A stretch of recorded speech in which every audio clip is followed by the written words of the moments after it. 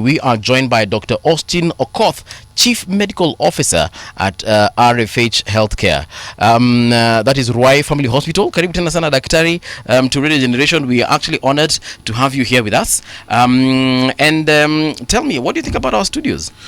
First of all, good morning, and thank you so much. Karibu sana. For inviting me to today's session. I have to say that this studio is really exquisite. The design is quite eclectic. Yep. And, eclectic. I am already excited just being here, just by the environment. All right. Yeah. So that means that we're going to have a very good conversation. Let's just start by talking about RFH. RFH is found across several spaces within Nairobi and also outside Nairobi. The fact that it's called Ruai Family Hospital, ilianzia Ruai? Thank you so much for that question. Yes. First of all, it's to answer you directly. Yes. The initial branch of RFH Healthcare was set up in Ruai in 2011 by our founder, Dr. Maxwell Okoth, and we've grown since 2011 to date. We have 11 branches around the Nairobi metropolis, and it's very, very exciting working there. Interestingly, Dr. Maxwell Okoth, he probably doesn't know this, but when I was a fourth former in Maseno School, yes, Dr. Maxwell was in first form. So he was my junior in high school. Right. But we ended up at Maseno. Yeah, at Maseno School. I went to Maseno School. Yes. So we ended up working together at RFH now as my boss, even though he was behind me in high school. Nice. So we've had a really good experience, just starting from a small facility in a small apartment in Ruai, and now we've grown to be a big organization in healthcare with 11 facilities and with a lot of work that has been done in especially in the cancer space, where we offer subspecialized services to meet the needs of the population where we work. When you mean sub you said subspecialized services. Yes. Could you care to explain what that means? Yes. So in line with today's topic, one of the things that we have been noticing, those of us who observe the trends in healthcare, is that lifestyle diseases are more and more. And one of those top 3 lifestyle diseases in terms of morbidity and mortality is cancer. So different kinds of cancers. And in responding to the voice of the customer, we set up a cancer center in Ruai. And that cancer center offers very, very subspecialized services. Right. And there is a lot of technology that is very, very advanced at RFH Healthcare, specifically for cancer cases. Right. So they are very, very subspecialized services. Yes. Do you have oncologists at RFH? Yes. So we have oncologists, so medical oncologists. So this is an oncologist who uses chemotherapy or medication to treat. Right. Then we also have radiation oncologists. So these are oncologists who they prescribe radiation therapy. Yes. So we have both internal radiation and then we also have external radiation machines. And may I just mention that our external radiation machine is an Elector Harmony, which is very, very advanced, and it is meant for precision use, so that when you're giving radiation, you only target the cancer cells and you do not end up damaging the surrounding healthy tissue. And that's really important for a lot of cancer patients, because oftentimes when someone undergoes radiotherapy, which a lot of people usually would say Choma, what usually happens is there's a lot of damage to tissue, surrounding tissue. Exactly. Yeah. That is healthy. Collateral damage, basically. Collateral damage. So you end up with a situation whereby I'm treating you, but the treatment is causing you so much it's making your health worse instead of making your health better. And as doctors, one of the things which we really are taught to do from medical school is to make sure that as you're treating somebody, you need to make sure that the quality of life is better, and you don't treat me and then I end up worse than if you would have left me. The reason I've actually asked that question is because last week we sat here with another oncologist. Her name is Dr. Zara Mohammed, and one of the things that came out of that conversation is that we have very few oncologists in Kenya. And I think the number that was mentioned is probably around 50, or perhaps they're less than. I remember it was for sure less than 100 of those particular doctors. And when I was in Form 4, I remember our class had around 40 students. So I'm just trying to visualize that the number of oncologists are perhaps the number of students equal to the number of students I had when I was in high school. And for me, that's a very small number. So when I hear there's an oncologist at a place like RFH, I see there's hope as far as treating this particular disease is concerned. So thank you so much for letting us know that. Now, to the question of the day, lifestyle diseases. When we talk about lifestyle diseases, people know about diabetes being one of the major lifestyle diseases. Then now we have cancer. What are other lifestyle diseases that people need to know about? So it's a good thing that people already know about diabetes and cancer, because those are responsible for a lot of illnesses. The other ones which we need to know about, number one is cardiovascular diseases. So the cardiovascular diseases are a lot. So hypertension. I am noticing that more and more we are seeing people who are younger getting hypertension. In the older days, it was a very I knew all the people who are hypertensive in my neighborhood, but nowadays there's so many people who have that. Heart failure, again under cardiovascular diseases, there are quite a few people who have heart failure. And there is respiratory diseases, so chronic respiratory diseases, including bronchiectasis, including conditions like chronic bronchitis, and so those are the common ones that we see in the settings that we are in terms of lifestyle diseases. Yeah. All right. Is it correct to characterize these diseases as lifestyle diseases? Yes, it is. And the reason why we say that is because oftentimes these are the diseases that arise because of the lifestyle choices that we make. And so in the absence of that lifestyle, or you're saying in a period where these diseases were not in abundance, the lifestyle was different, so as a result it was not common to have people with these diseases. Is that what we're saying? Yes, that is correct. That is exactly what I'm saying.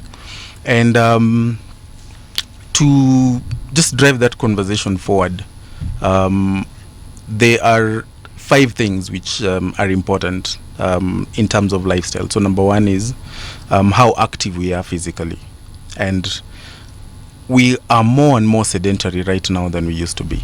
And we have a lot of motorbikes, we have a lot of different cab hailing apps, and as a result it's very easy to get transportation from one place to another. And related to that, people are not walking as much as they used to walk.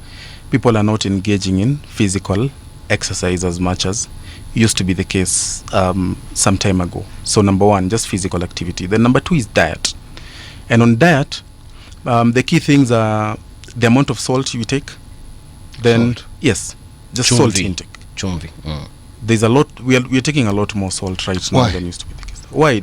It's mostly because of fast foods that we eat. A lot of the fast foods that are really meant to give you like an instant burst of flavor. Immediately you take it, and that's why oftentimes we find ourselves like really addicted to some of these things, because immediately you take it, you get that instant gratification. And you're saying that part of that gratification is the abundance of salt in some of these foods. Yes, it's the amount of salt, it's part of it. And also processed ingredients. Then number 2, it's those processed ingredients. So you find, for example, that the carbohydrates that we're taking right now, oftentimes they are carbohydrates that are very, very refined. How is that a problem? It's a problem because immediately you take it, it increases your sugar levels immediately. And that's a bad thing. That's a bad thing. All because right. Salt is a bad thing. Yes. Sugar is a bad thing. Yes. Why?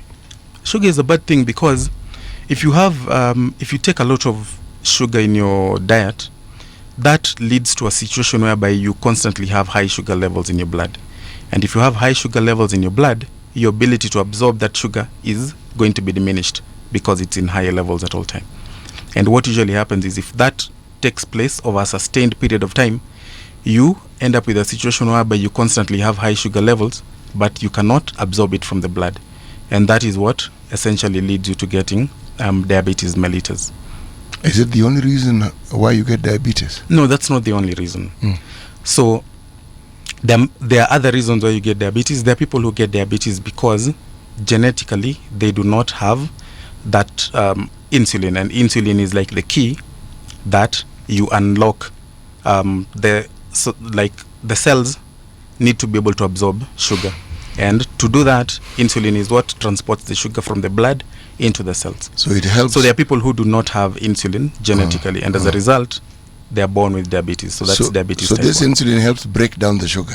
Yeah, insulin is what helps transport the sugar from the blood into the cells where it is used. So if you do not have insulin, then you have the sugar in the blood, but it cannot go into the cell where it is needed. Let me follow your logic. So you're saying even if somebody is born and you have sufficient insulin, if you overload the system with sugar, then that insulin will find it cannot do what it's supposed to do. Gradually over time. And when that happens gradually over time, what then happens? Does it stop doing what it was doing, or does the body stop producing the insulin in adequate quantities, or is it that the equipment in the body that produces insulin just decides it stops working, and so now you have a problem? So what happens over time is that these sugar levels that are high in the system over a sustained period of time, gradually with time, the receptors are no longer as sensitive to the insulin as they used to be. But it's a process that takes place gradually because your diet has high sugar levels. So it's a bit like you get used to it because it's in high amounts. The sugar levels are in high amounts over time, and as a result, that insulin decreases its functionality slowly, gradually over time. Does it grind to a halt? It grinds to a halt eventually, so that you end up with a situation whereby you have high sugar levels, but you cannot absorb. Those sugars cannot go into the cells where they need it. What does salt then do? Because sugar now I understand, but salt. So there's a lot of salt. What does it do? So the salt, what it does is that the salt makes you retain fluids, and by retaining fluids within your system, I want to think of it like an osmotic process. Who? Osmotic process. Osmotic is what? So let me put it like this. Osmosis. Yeah, by osmosis. So I'm saying osmosis, bana. So kind of osmotic. Now you've lost me completely. Yes, you were saying. Osmotic. Yeah, so I was saying that when you have high salt levels because of your diet, what happens is that salt ends up in your blood vessels, right? It is absorbed from your gastrointestinal system into your blood vessels.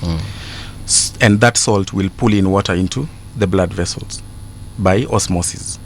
Salt pulls water? Yes, it pulls water in by osmosis, because there is that high salt concentration pulls in water through osmosis. So when you retain water, then what happens? When you retain water, pressure spikes. Yeah, the pressure goes high. That's what you say, but why does it spike? Why? What is it that the water, the absorption of water by this salt, what is it that then leads to this spike in your pressure? I want you to think of it like a pipe, like this pipe here, and then it has, say, 1 liter of water right now. Then after, say, an hour, it has now 1.5 liters. And so it was designed to hold just 1 liter. Exactly. So the pressure will be higher because it's holding more water than it should. Right? Because of that increased water, there is more pressure inside. Because and that's what salt does. That is what salt does. And if you keep doing that, what then happens? Because the way you're speaking, I'm seeing this pipe bursting. So that is what is going to happen.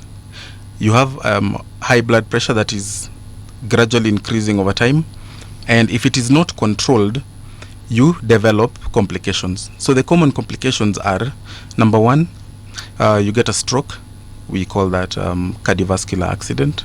Why? Because that pipe will burst within your brain. Because of that high pressure, that pipe is going to burst. And if it bursts, then there's a bleed within the brain. And if there's a bleed within the brain, the blood vessels burst, that leads to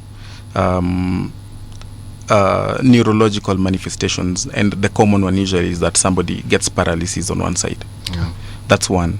A second common one is you get a heart attack. So what happens is these things are not good. Everything that you're talking about here, I'm seeing death in the horizon. Exactly, but you do not. It doesn't have to be that way. And one of the things which we're going to talk about maybe later is what is the solution to this. And of course, as much as possible, we encourage that you prevent by not doing the things which we are talking about.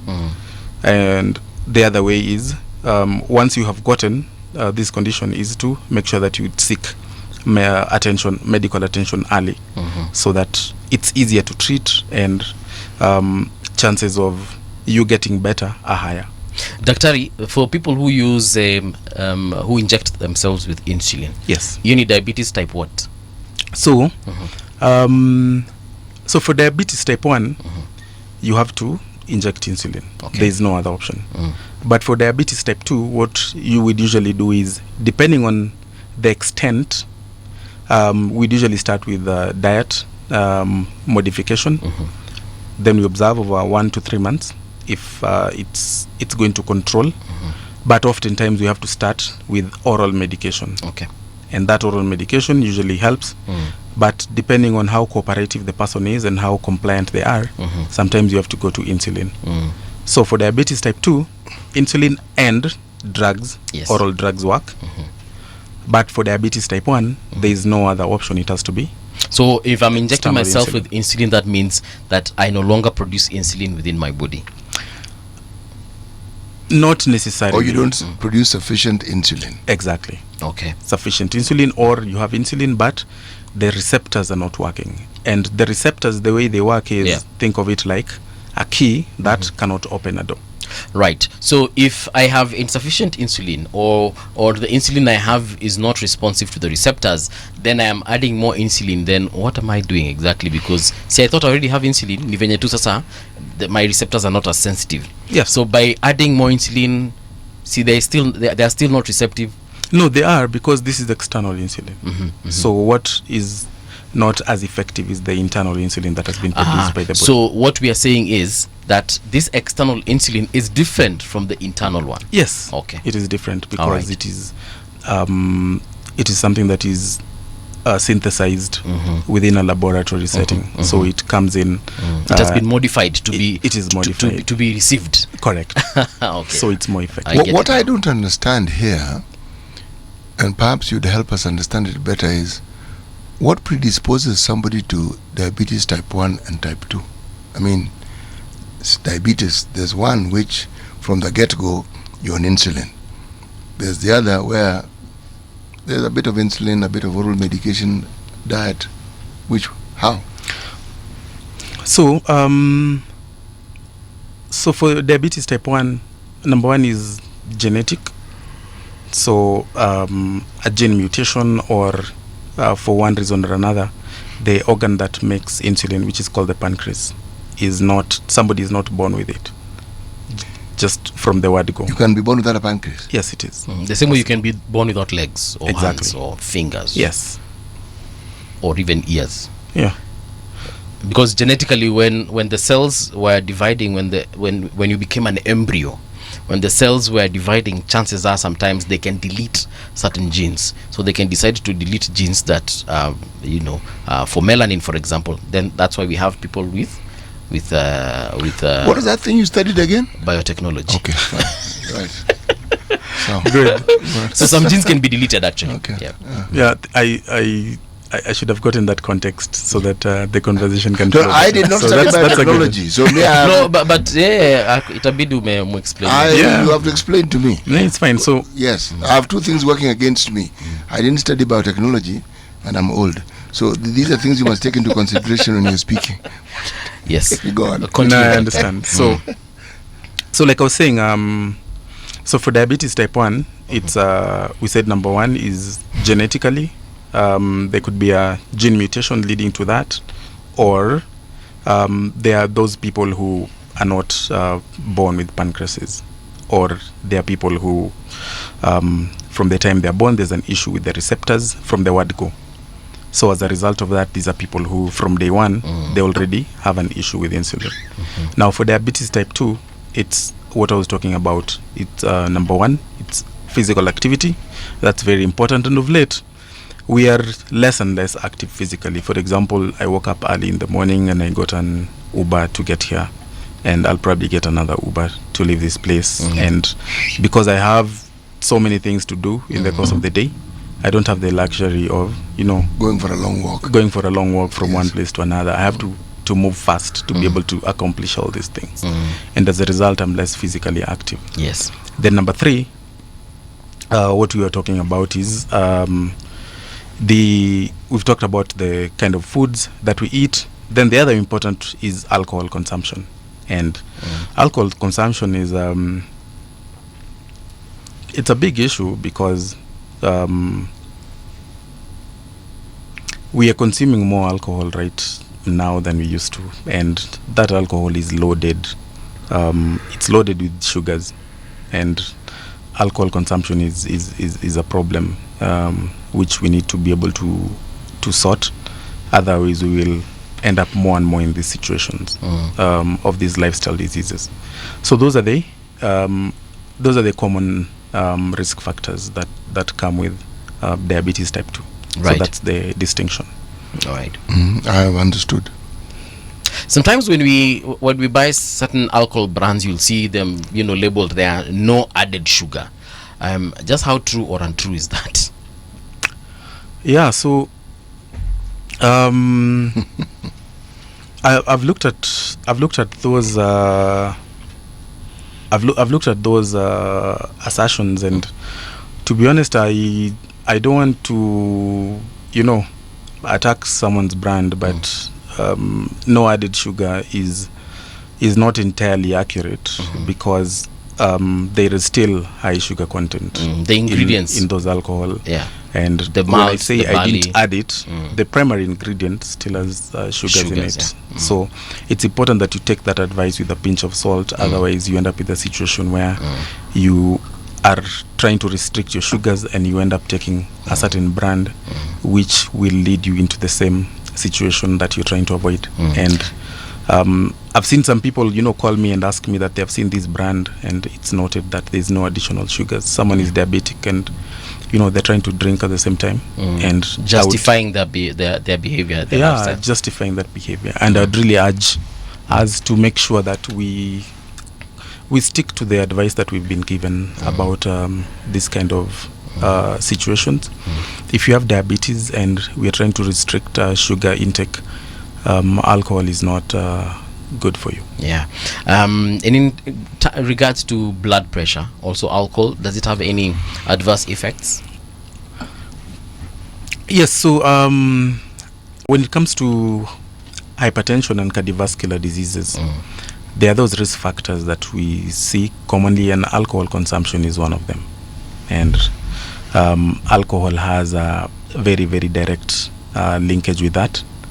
The more alcohol you consume, the more damage we have to our blood vessels, the more damage we have to our hearts.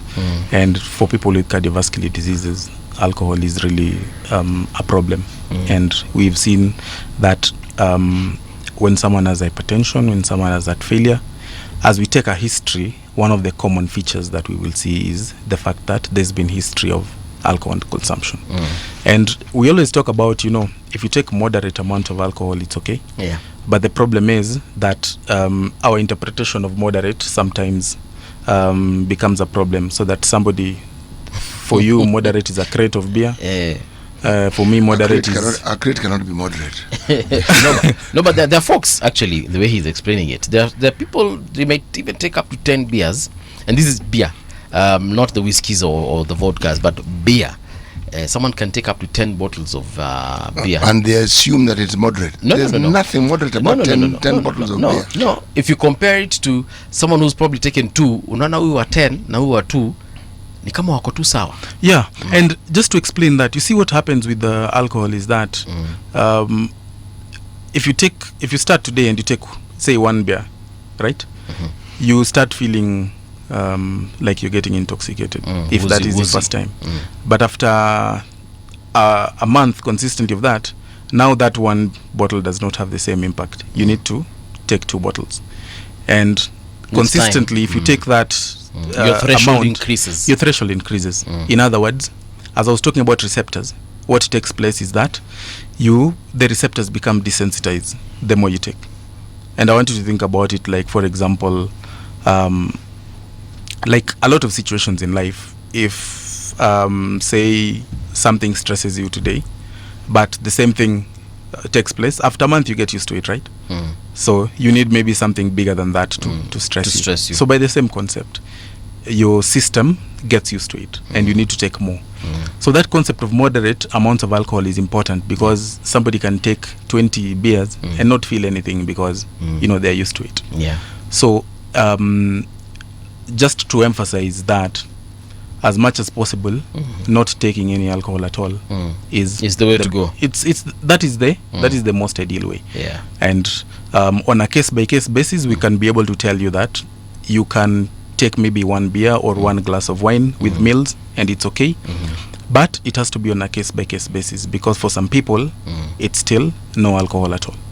There are some diseases, I don't know if I would call them a disease or diseases that are not necessarily mentioned in a lot of cases of lifestyle diseases. For example, kidney stones, gallstones. Are those lifestyle diseases?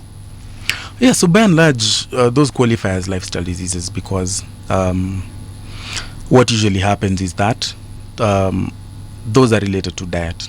And if you have a diet that is high in fats, it predisposes you to those kind of diseases. If you have a diet that is high in salt content, that predisposes you to those kind of diseases. And they don't affect as many people as, say, hypertension or diabetes, but it is as a result of your lifestyle. And that brings us back to what City was asking at the beginning of this conversation. Why do we call them lifestyle diseases?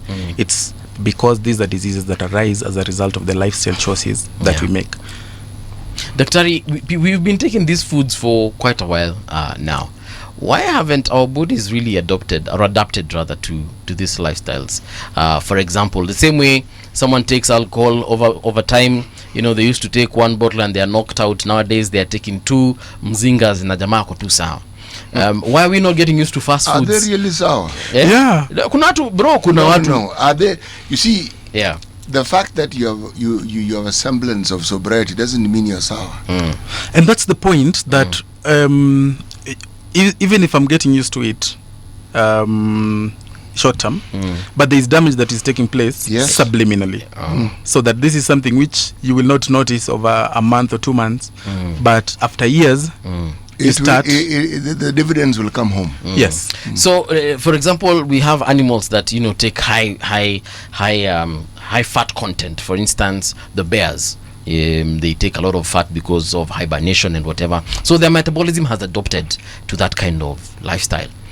Why haven't humans adapted to that one? But why are we saying we haven't adapted? I mean we do. To high levels of fat. Anyway, I don't know. Doctor, you answer, because on this fat subject, I want to ask a question. Okay. Yes. So, that's a really good question. And this is important, because related to what you were talking about, that about the dividends. There's a quote that one of the people that I read about a lot, called Malcolm X, used to talk about, is that the chickens always come home to roost. And what usually happens is that initially you'll be fine, because you're taking these foods and you're going about your business.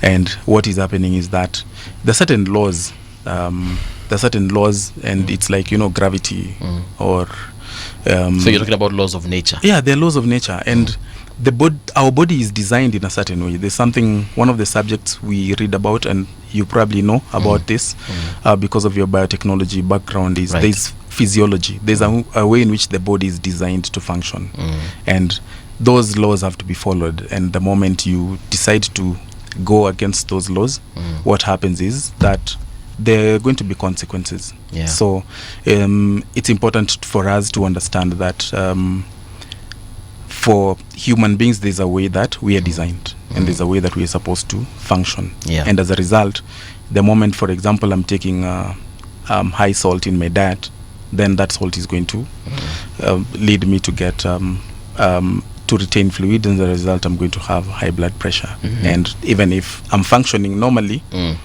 I'm not seeing the impact of that salt on a day-to-day basis. One day, it's going to happen. Going back to cancer. Yes. Wait, you had a question about fat? Yeah, he had a question. Yes, go on. Yeah. I'm not going to lose my mind. That's Okay. in my mind. Yes. Please go on. Going back to cancer, I feel like perhaps cancer is both a lifestyle disease and just something naturally occurring.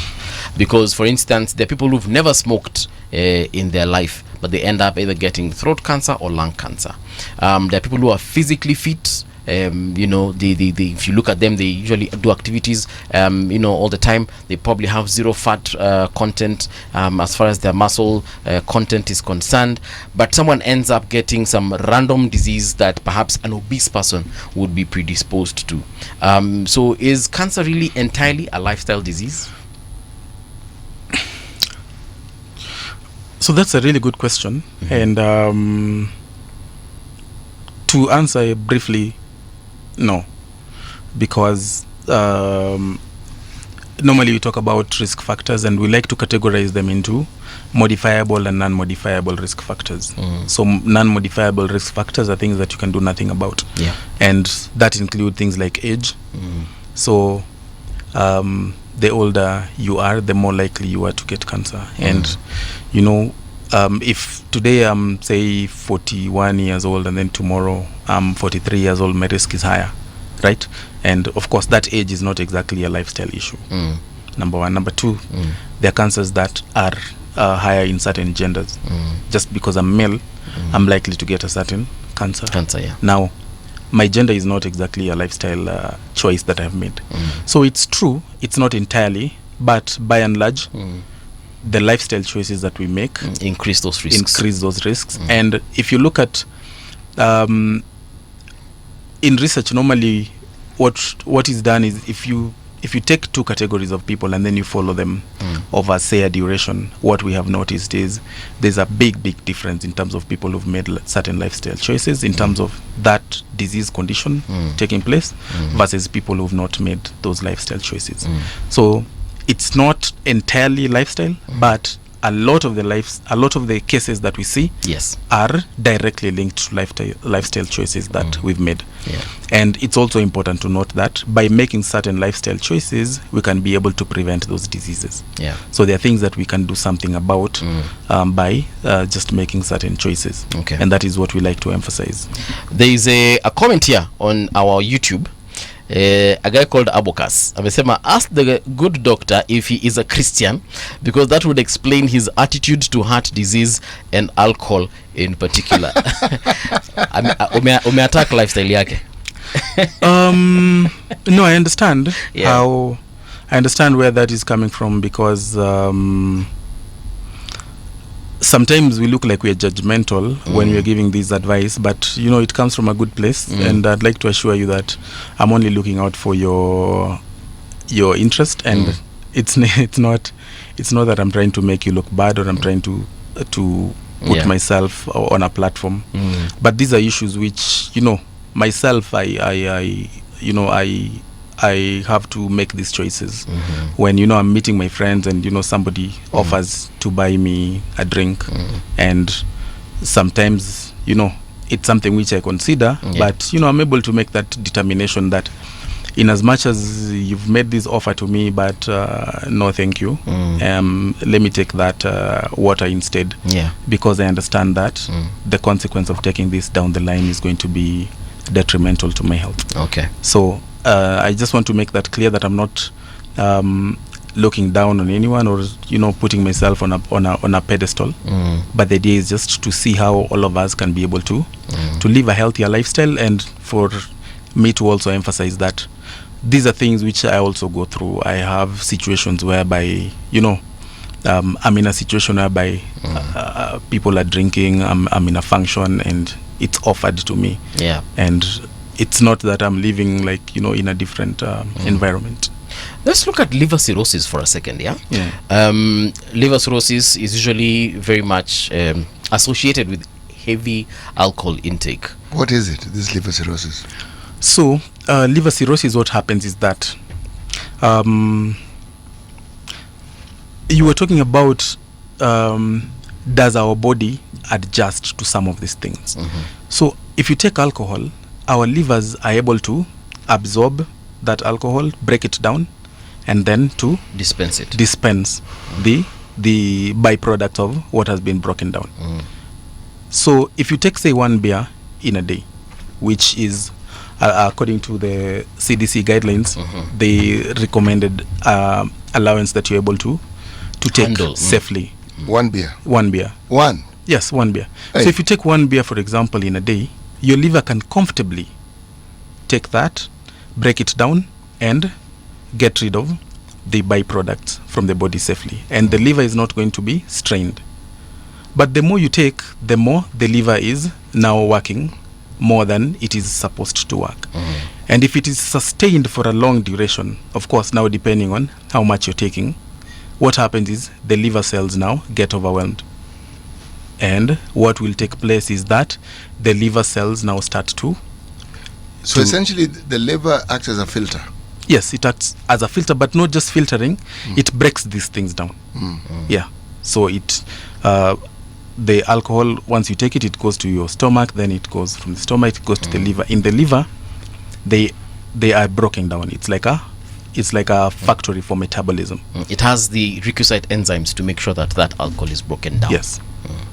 So if you take if you stick to the recommended daily allowance, the liver is very comfortable. It can be able to adjust, to answer the question that he had talked about earlier.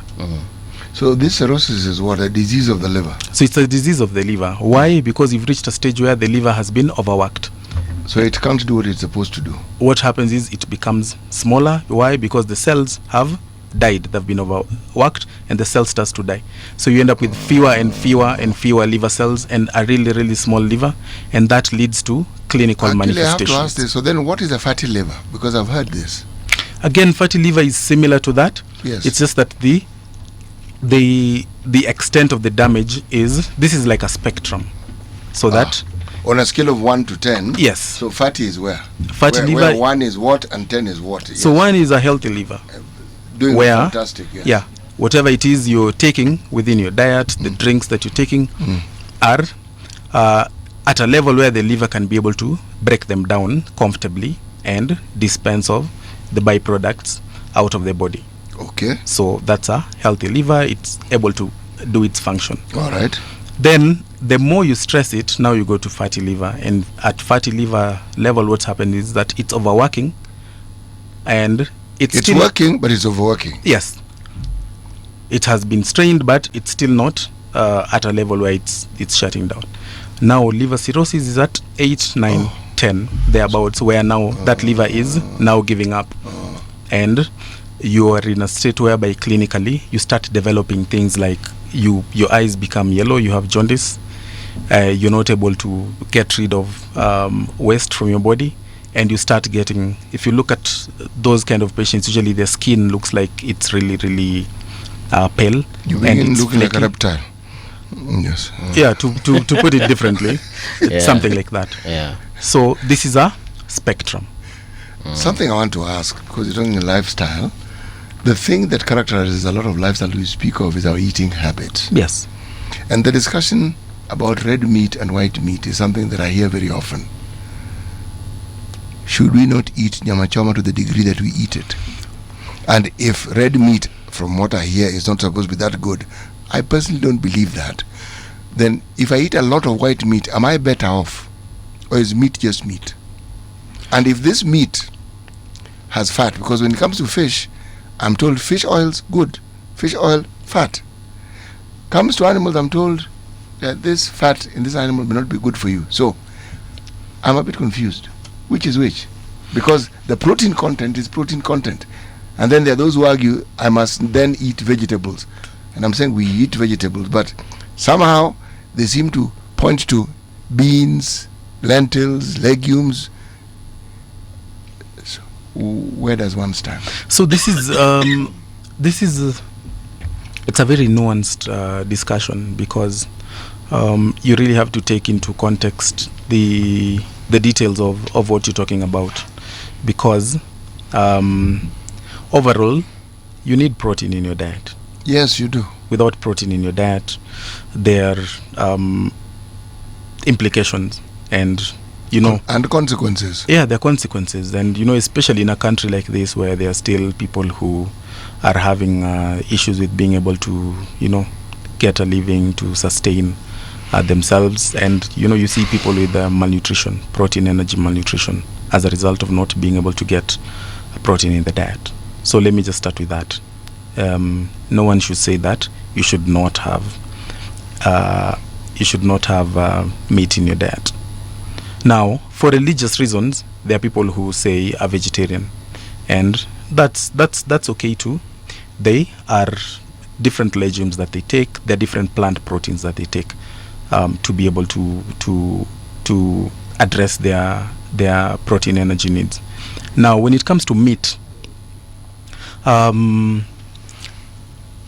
that discussion between red meat and white meat, you have to be very careful with it, because sometimes you go and tell somebody that, and then someone stops taking meat completely, and we see somebody coming in with different diseases as a result of that, because there are people with cancer who maybe have stopped taking meat because they've been told that meat is bad for you.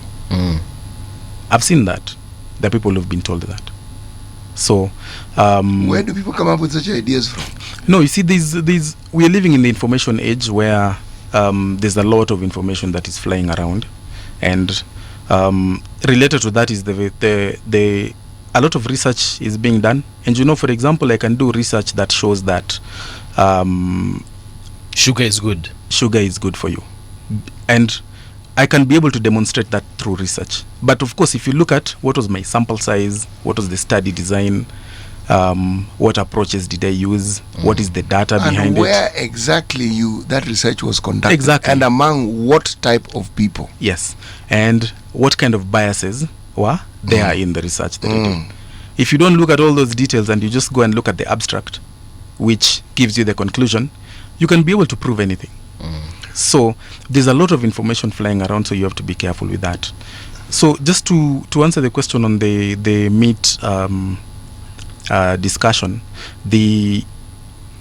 of course, white meat has been demonstrated to be healthier than red meat. Really? Yeah, there's good research that has shown that. And one of the things which usually we look at is there are certain places in the world where people really live for long, and those people live like like Japan, certain areas within Asia, and we've studied their diet, and you look at it that a lot of them take white meat, a lot of them have fish in their diet, a lot of them take smaller portions of their food, and there are other things related to that, like people walk, the amount of time that they spend working, and the other lifestyle options that they have made are coming into play. But to put it, to just caution everybody, white meat is better than red meat, but it doesn't mean that you should not take red meat at all, right? Refusing to take red meat completely also that's on the extreme.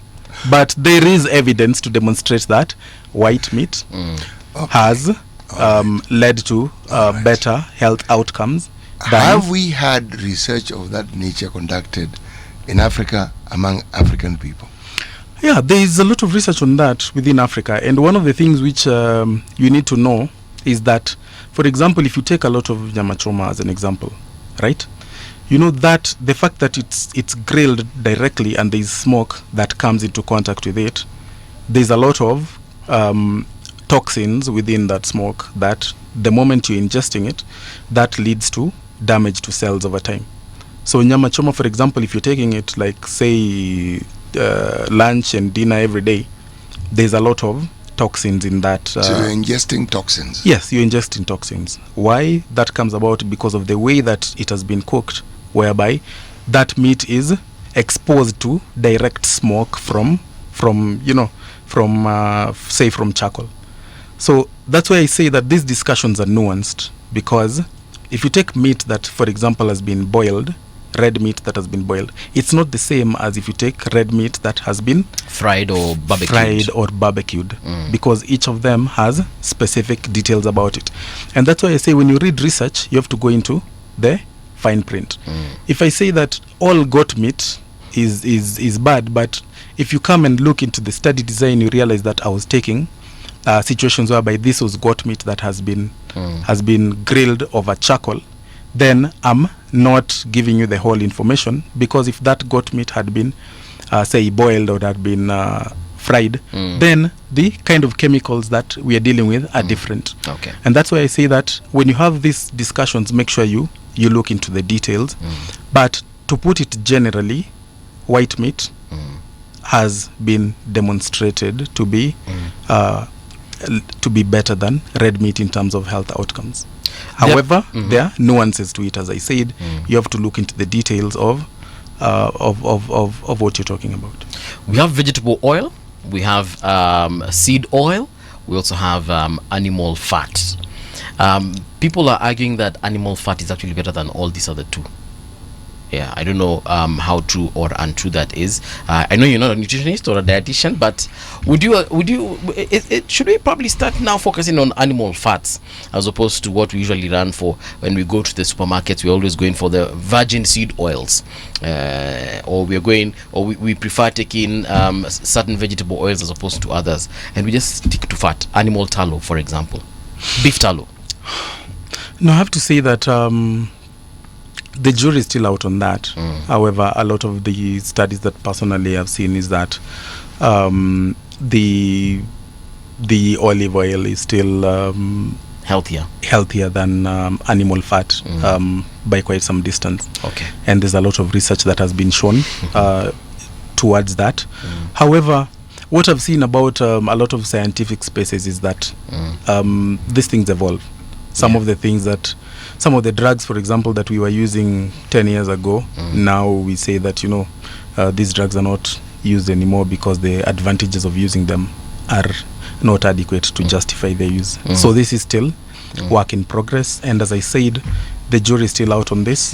There is more research that is being done. But as it is right now, that is what I would advise. That, but as the jury is out on this one, yes, given that a lot of biomedical research is actually sponsored by pharmaceutical companies, could you then not say that you have research that begins with a bias? Because the people conducting it, they follow all the requirements of research ethics and everything. But given what it is that they stand for, they have interests. They have interests, and one could then argue that everybody has interest, by the way. Just because they have interest, and the interest and the interest is tied into the commercial nature of what they do, then the outcome may of necessity benefit them. Yeah, so again, to come back to what I was saying, if you want to quote a certain study, make sure you look at the details of it. And one of the things which is standard practice is to declare your interest when you're publishing a research. And how often does that happen? It has. If you're quoting research that has been studied in a journal of repute, then it has to be declared. Yeah, you have to be. I thought that was very, very clear in the problem statement, because what are we trying to solve by doing this research? Yeah. Are we not trying to, for example, dispel the fact that we're saying sugar is bad? We need to prove that sugar is actually good. Yeah. So if we're doing research on beef tallow or on seed oils or on vegetable oil, that should be very clear then, unless of course it is not necessarily a scientific study. It is just a survey that a company is just doing is trying to show that indeed our product is superior or better or good. I think it begins with something else, that is the type of study you want to do, because that may very well determine the results you're going to have in the end. Exactly. You see, for instance, you say if it's a survey, okay, Okay. Yeah. And the questions are structured in a particular way. You can structure questions to actually more or less predetermine an outcome. Exactly. It depends on how you ask the question.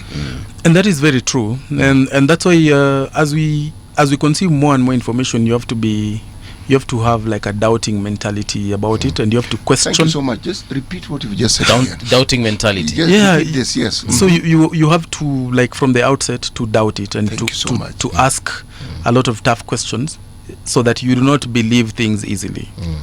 But isn't that why most of this scientific and academic Nimesikia?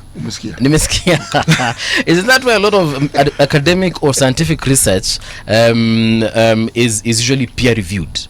So that we can have, if I'm producing research A, let me have Dr. Okoth take a look at it, let me have Dr. C.T. Muga take a look at it, and perhaps even other doctors, so that they can either be in agreement, or we can get the reactions basically from this particular professionals in the industry.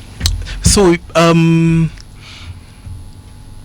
be honest, it depends on what you're talking about. So what I was talking about, for example, is, say, a journal of repute has published a certain research. Before they publish it, they have committees that will go through this research and look at exactly the steps that were followed. Now, if somebody has an interest and they're trying to prove something, then they can be able to do that also, but using other channels. So just to make sure that whatever it is that you're consuming is from a source that is reputable, where there are certain protocols that have been followed, there are certain processes that have been followed, and certain guardrails have been put in place, so that you do not end up with a situation whereby you're carrying water for a certain entity that wants to predetermine an outcome, right? So that they can be able to profit from it. Okay. Yeah. Real quick, Daktari. Yes. Gout, is it reversible? What is gout? It's another lifestyle disease. No. So what is gout? So gout is an important lifestyle disease, and what usually happens with gout is that there is high uric acid levels, and what happens with uric acid levels is that for a lot of people that consume high levels of protein, especially people who take a lot of meat in their diet, what takes place is that meat goes back to the liver that I was talking about. It's broken down, and one of the byproducts is uric acid. So this uric acid, if it's high within your system, they form crystals, and those crystals usually are deposited in bones, usually in joints. So what takes place is, because of those crystals that have been formed by the uric acid from the meat that has been broken down, you start to get pain usually in the joints, and that pain is because of these crystals that have been deposited within the joints. And that pain usually is very, very severe pain, and a lot of patients who have gout usually say that that is the closest thing usually that a man would experience to labor pains. Yeah. So it's really, really severe pain that has to be addressed. And is it reversible? So it is technically possible to reverse gout, but let me just mention that usually when we say that, we are very careful about it, because some people now stop taking medication. So it's important that if somebody has gout, you need to, number one, sort out your protein intake and follow the advice that has been given by the doctor or by the nutritionist, number one. Then number two, you need to make sure that you're taking your medication as prescribed. And then number three, that decision to stop the medication has to be made in consultation with the doctor, but also the lab results have to be done to demonstrate that the uric acid levels have been reduced for a sustained period of time, so that it's good enough to say that now you can. Sustained is 1 week, 2 months, what? So that has to be on a case-by-case basis, because for each patient, so what is the shortest time that can be described as sustained? A day? No. A day is too short. From practice, what I've been able to see, usually I would go at least 3 months of 3 months. Compliance, yes, where I've seen diet is fine, the lab results have been sustained in terms of the uric acid levels are low, and I've seen that the client is taking adequate steps to change their lifestyle. Daktari, I want to cut you there. We're out of time. Okay. We need to move on to the news. But thank you so much for coming and explaining some of these things. We invite you again, as usual, because matters of health obviously need more time. And I'm sure there's so much more we can cover as far as that is concerned. That is Dr. Austin Okoth, Chief Medical Officer at RFH Healthcare.